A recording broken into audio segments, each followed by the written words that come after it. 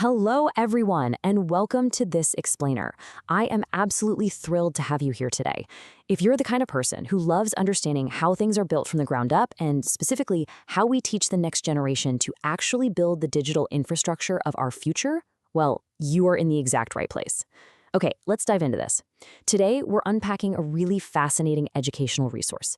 It outlines the final, climactic phase of a highly innovative programming curriculum. But listen, this isn't just a dry manual on typing code. It is honestly a masterclass in psychological transformation.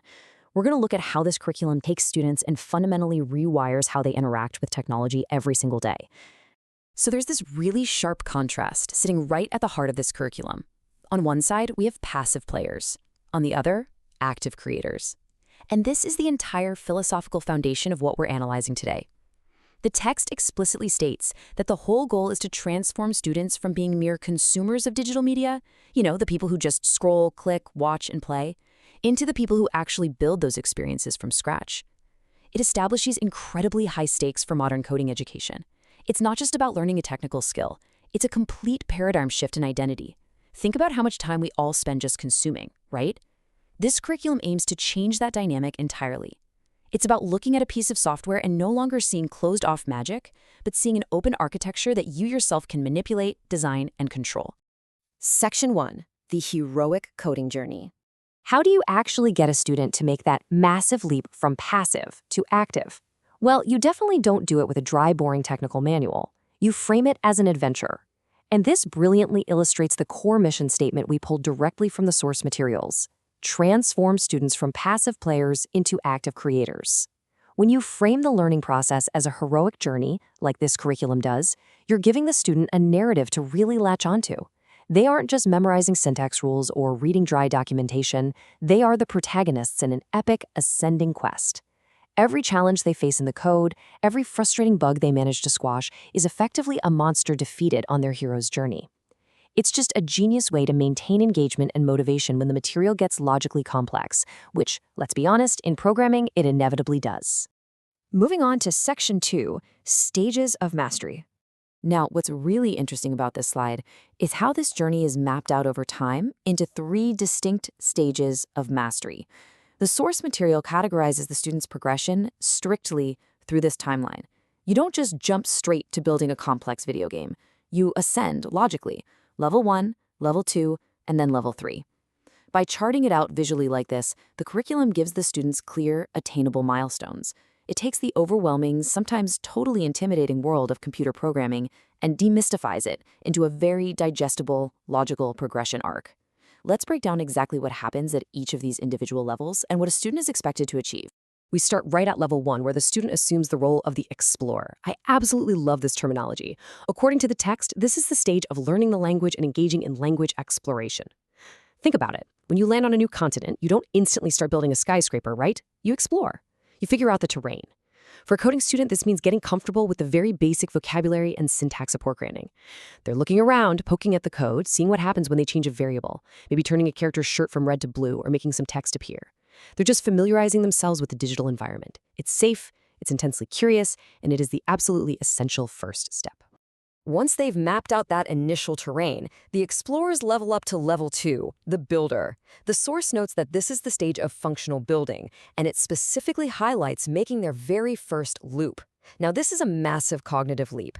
A loop means you're no longer just writing single, static commands. You are applying your new language skills to create functional, automated mechanics. Imagine having to tell a character to take a step forward 10 separate times versus writing one single loop that tells them to walk continuously. It's a complete game changer. You are building something that works on its own.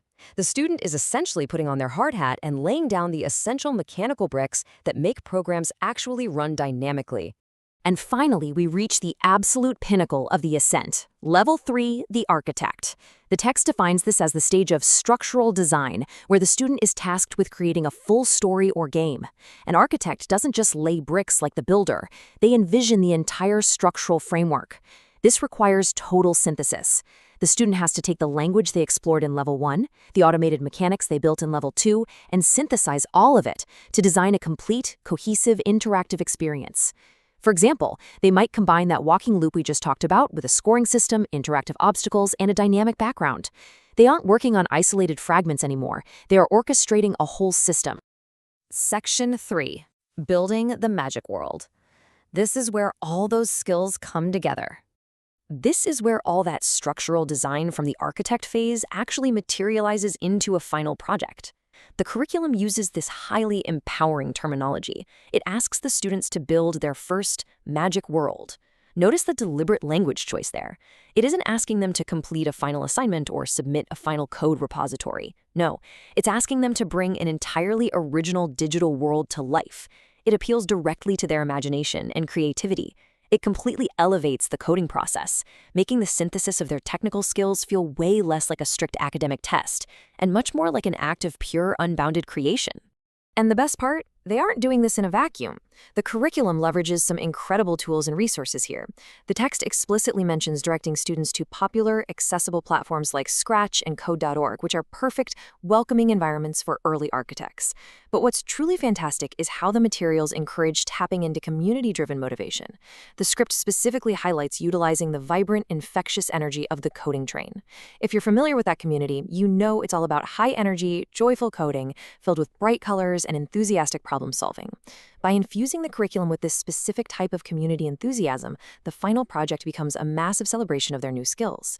They realize they're actually part of a huge, supportive global community of makers now. Which brings us to Section 4, From Players to Creators, the Grand Transformation. So, the crucial point is this highlight from the curriculum's final video. You aren't just playing games anymore, you are the one making them. This is so powerful because it perfectly cements the student's new identity. It directly calls back to that initial contrast we unpacked earlier. The journey is complete.